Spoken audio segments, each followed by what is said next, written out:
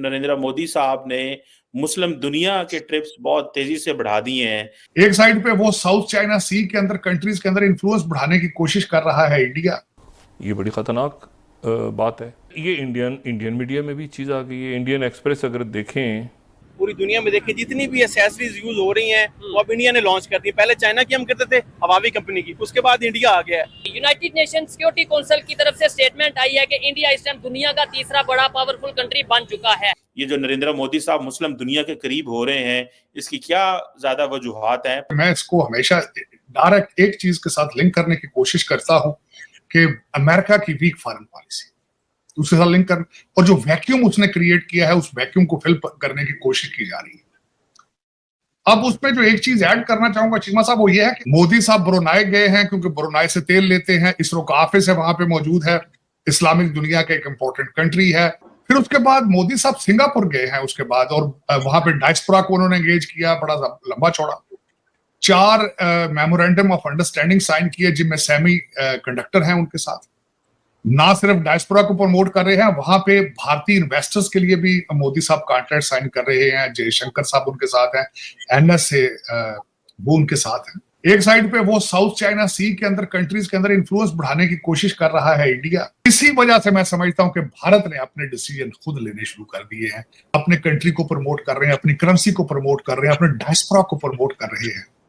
आपके सैलाब के लिए आप अभी तक जाके स्विट्जरलैंड पैसे मांगे, और फिर आप जिस तरीके से आप वहां पैसे मांग रहे हैं, दुबई, सऊदी अरेबिया, दुनिया के हर जापान तक में आपके फकीर मशहूर है, भिखारी मशहूर है। ये ट्रेडमार्क है। पहले दहशतगर्दी थी, अब आपके खैरात मांगना है। छोटा सा मुल्क है बट इकोनॉमी उसकी भी यानी अच्छी खासी एक्सपोर्ट्स करता है।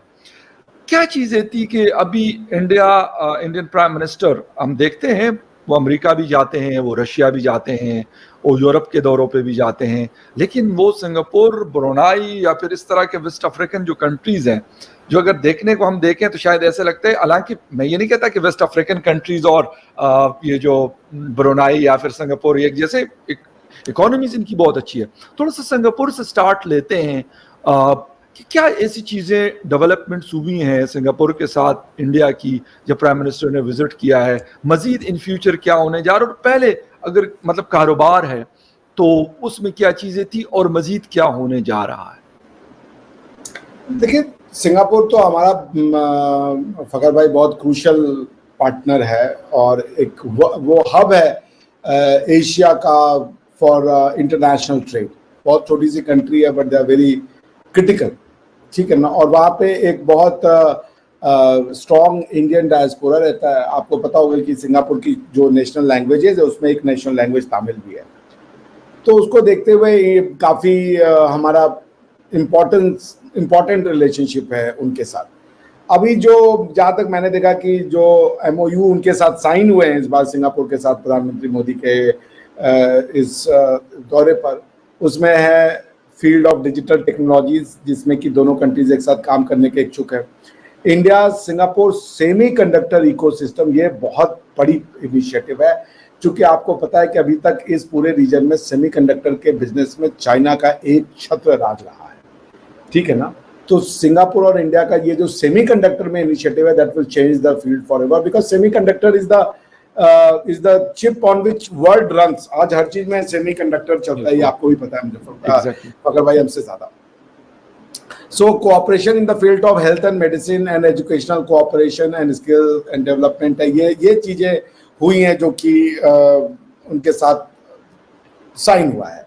प्रधानमंत्री मोदी को मैं कोट करूं तो उन्होंने कहा कि मैं आई एम कोटिंग प्रधानमंत्री Modi, a new chapter in the ties of comprehensive strategic partnership established between India and Singapore।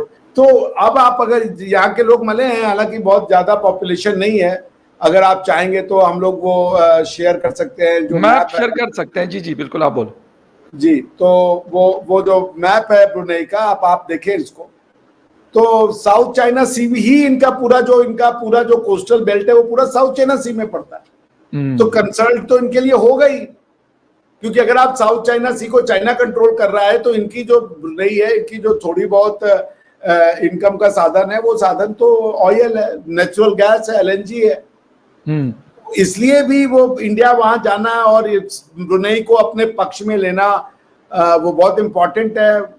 In addition to the Ukrainian talk, और जो प्रधानमंत्री मोदी अभी मीडिएशन कर रहे हैं उसके बारे में भी वहां के लीडर को बताएंगे, इन एडिशन टू यानी कि वहां के राजा को बताएंगे। दूसरी चीज ये है कि साउथ चाइना सी में अगर आपको चाइना के खिलाफ एक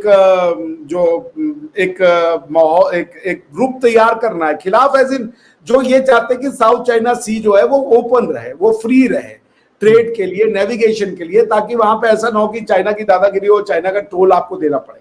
जो लोग ये चीजें नहीं चाहते उनके लिए तो ये इंपॉर्टेंट है कि वो इंडिया जैसी कंट्री के अंदर में आए और वो लीड ले कि भाई we want a free South China Sea, we want United Nation Convention on the Law of Sea, जो गवर्निंग प्रिंसिपल हो उसके हिसाब से बने।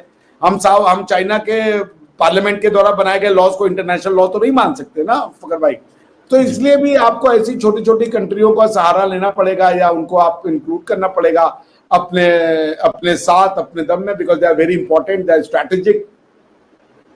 ये जो देख ले, ये जो ब्रुनेई है, उसका ऑफिशियल नेम ब्रुनेई दारुसलाम है, कैपिटल बंदर सेरी बेगवान है, पॉपुलेशन कोई बहुत ज्यादा नहीं है, 4,60,345 लोग हैं टोटल, 4,60,340। ये तो हमारे आपके किसी मतलब छोटे से शहर से भी शायद कम हो। और ब्रुनेई का टोटल एरिया है 5.765 किलोमीटर स्क्वायर, तो नथिंग, आप समझ रहे हैं। तो करेंसी ब्रुनेई डॉलर चलती है, रिलीजन सुन्नी इस्लाम है, लैंग्वेज ब्रुनेई मलय, टुटोंग और केदियान है, मेजर सिटीज है सिरई, ब्रुनेई, म्यूरा डिस्ट्रिक्ट, टोंगांग एंड ऑल दैट। पास्ट के अंदर पाकिस्तान ने मुस्लिम देशों के अंदर बहुत अपनी डिप्लोमेसी और लॉबिंग के जरिए ये नैरेटिव बना के रखा कि भारत एक ऐसा देश है जो मुसलमानों के साथ अच्छा बिहेव नहीं करता है, और पास्ट में पाकिस्तान की ये चाल सक्सेसफुल भी हुई। लेकिन जैसे जैसे भारत फाइनेंशियली बड़ा हुआ वैसे वैसे पाकिस्तान का जो ये झूठ था वो दुनिया के सामने आ गया, और अब भारत अपनी सही डिप्लोमेसी और फॉरेन पॉलिसी एक्सरसाइज कर रहा है और सभी मुस्लिम देशों के साथ अच्छा रिलेशन बना रहा है, जिसको देखकर पाकिस्तान काफ़ी नर्वस है, क्योंकि इससे सीधे सीधे पाकिस्तान का क्लाउड कम होता है। पाकिस्तान बहुत ज़्यादा आइसोलेट भी होता है इस चीज़ से, क्योंकि पाकिस्तान के पास इस वक्त दुनिया में बहुत ही कम फ्रेंड्स बचे हैं, और कुछ फ्रेंड्स जो पाकिस्तान के बचे हैं वो भी सिर्फ इसलिए क्योंकि पाकिस्तान उनको ये बोल के रखता है कि हम दोनों मुस्लिम ब्रदर देश हैं। लेकिन पाकिस्तान को ये नहीं पता कि जियोपॉलिटिक्स में रिलीजन नहीं बल्कि इंटरेस्ट पैरामाउंट प्रायोरिटी होती है देशों की। और अब पाकिस्तान की मीडिया भी ये बात कर रही है कि कैसे धीरे धीरे भारत पूरी स्पेस कब्जा रहा है जो पहले पाकिस्तान के पास थी।